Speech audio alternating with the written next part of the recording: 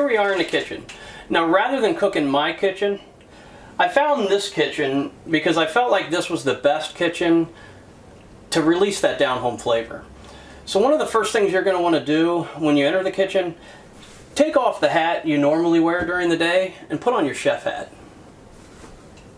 What's this? That's your chef hat. No, it's not. That's all we could afford on our budget. Got that on clearance.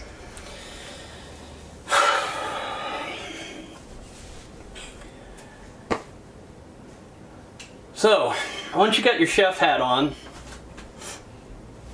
we can get started.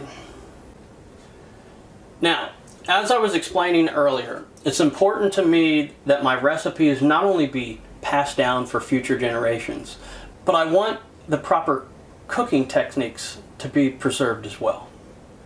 The only way to release down-home flavor is to use a down-home kitchen. And so we're going to go over some of the important things to keep in mind when building your down-home kitchen. Now let's move on to your refrigerator. Now the refrigerator is probably one of the most important pieces of equipment in your kitchen. This is a proper refrigerator. As you can see here, we've got shopping lists, we've got expired coupons. The more expired, the better. Don't have any good coupons up there. You're not going to benefit from that. What you really need is the excitement and the pleasure of someone coming in your kitchen and going, "Oh, you've got a coupon I need." Oh, no, it's expired. We've got graduation announcements no one's going to go to. We've got old birthday cards, and you're going to want to have artwork done by children, and it needs to look like it's done by children. You want it to be sloppy. You really, I don't know what that is, but it's good. If this was online, you'd probably get, I'd say, $20,000 to $30,000 at an auction in California. This here, this is way too good. That's trash. This is all perfect. This is exactly what you want your kitchen to look like, your refrigerator. We've got a wet towel. A wet towel is extremely important because what if the timer goes off? You've got something in the oven, somebody comes in, they start poking around like they know what's going on.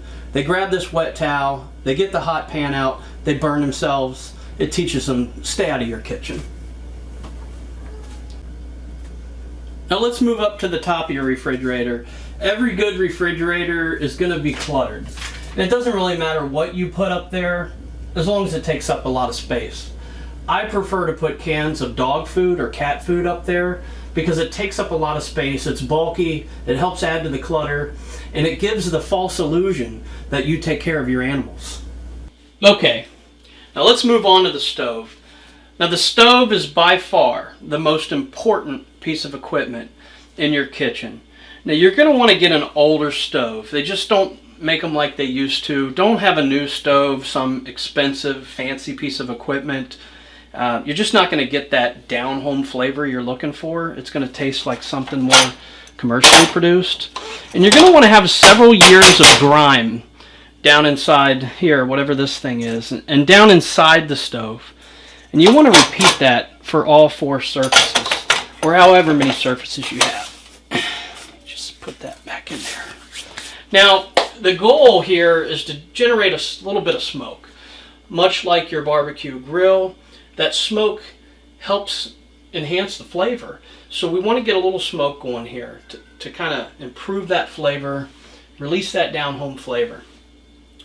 Now, if an act of turning a burner on high sets off the smoke detector in your home, it's safe to say you've reached the pinnacle of flavor enhancement. One of the most important things you're going to want to remember when building your down-home kitchen is you're going to want to have some things out in the open, hanging on the walls, skillets, ladles, whisks, measuring cups. It can be anything. Anything you feel that you may need at a moment's notice. Overflowing trash is another important item in your kitchen. You never really want to take the trash out. You want to just continue to pile more on top. The more you pile on top, the more likely someone will eventually take it out for you. Another important item in your kitchen is going to be your kitchen cabinets. Now, Good kitchen cabinets are going to be busted. They're going to have scratches. You want to see damage. Preferably damage from maybe a fist or maybe a foot where someone was upset.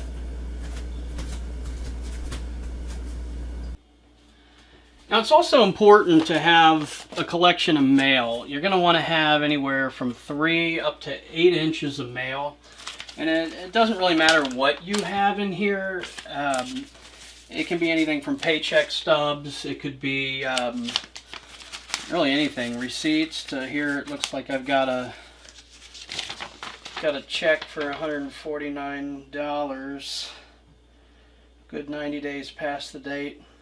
Well, that's trash. All right, this is important. This is a very common mistake in a lot of kitchens. You're going to want to have at least 2 sets of knives, because knives are tools, and like any tool, the more the better. Don't be one of those people who have just 1 block of knives. Have 2, maybe even 3, plus some additional accessories. Okay, another important thing to have in your kitchen is a junk drawer. Now you're going to want to have, pens, markers, pencils that don't work. You're going to want to have old batteries, a light bulb that's burned out, and several pairs of scissors, none of which work. They need to be dull, they need to have the handles broken on them, but you want to keep them in your kitchen. And this way, when somebody comes to you and they say, "You got a pair of scissors?" Yeah, they should be in the kitchen, in the junk drawer. Now, the good scissors, you want to keep those somewhere else, but send them in here looking for them anyway. Now, notice I didn't say they were in the kitchen. I said they should be. Okay, now let's move on to the window in your kitchen. Now, the window in your kitchen is probably one of the most important pieces of equipment in your kitchen. Much like the refrigerator, you're going to want to have clutter. You're going to want to have containers and different devices that nobody really knows what they are. You're going to want to have a lighter for lighting the candle on birthday cakes. And you're going to want to have at least 3 dangerous items. Can you spot the dangerous items in our window? Of course, we've got this rusty razor knife, whatever this dog bone looking thing is. Now, a lot of people get confused on this and they think, well, the lighter's a dangerous item. Most lighters aren't a dangerous item. They've got these child protective things on them. But this pack of matches will do. You're going to want to have a container of random items, old keys that nobody knows what they go to, parts and pieces that nobody would ever know what they're for, but keep them anyway. Here we've got a scrubby, some spray paint, dish soap, and some hand soap. Right? Wrong. There's no reason to have hand soap in a kitchen. You've already got soap right here. Much better soap. This is the kind of soap that's powerful enough to clean your hands after you've been working on your truck all day, yet soft enough to keep your hands silky smooth. We don't need this, so we're going to get rid of that. Now here I'm going to show you one of the most important things about a kitchen. I'm going to raise your window up and really look in there. Make sure you've got plenty of dead bugs. Dead bugs are important for several reasons. Dead bugs are an indicator that the pesticides you've been spraying in your home are working. Now you're going to want to be tempted to clean those bugs out. Just let them accumulate. The more dead bugs, the better, because it'll serve as a warning to other dead bugs approaching your kitchen.